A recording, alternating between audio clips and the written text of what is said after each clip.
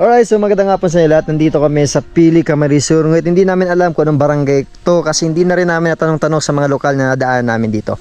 So kung makikita nyo, napakalawak na kapaligiran ang nasa likod ko. Ito nasa likod ko, Mount Isarog, pero nasa harap ko, ito yung historical site dito. Ito yung tinatawag na Japanese shrine na kung saan kailan dito sa bayan na to. Ayan.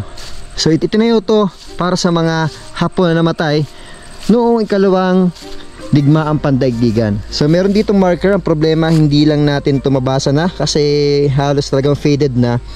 So kung tama ako, this monument was built in memory of both the Japanese soldier and the Filipino who died here during World War II. So itinayo to para sa mga Hapon at mga Pilipinong namatay noong ikalawang digmaang pandaigdigan. So kung makikita nyo, gawa sa bato. Ayan, no?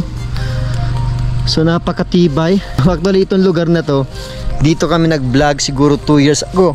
Dito kami naiga. Dito kami naglagay ng tent. And then noong panahon nag-vlog kami dito, sobrang hangin kasi may low pressure.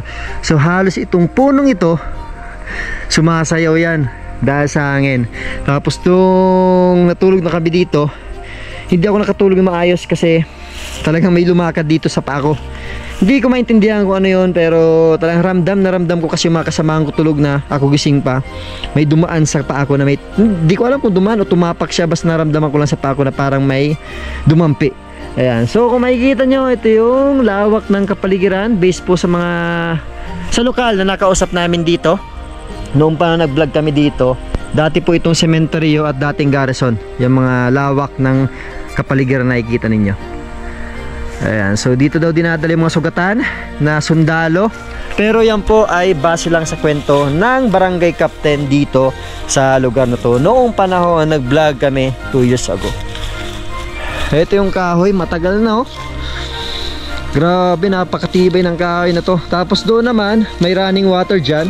Kaso medyo delikado kasi hindi natin kailan daan, baka bigla lang tayo mahulog dyan. Pero ito yung historical site dito na talagang itinayo para sa mga Pilipino at Hapon na sundalo. Kumbaga alay. So it's a Filipino-Japanese friendship. So historical site. Malamang hindi ito alam ng ibang mga Bicolano at Bicolana, mga kababayan natin. Pero ayun, pinakita ko ulit sa inyo kasi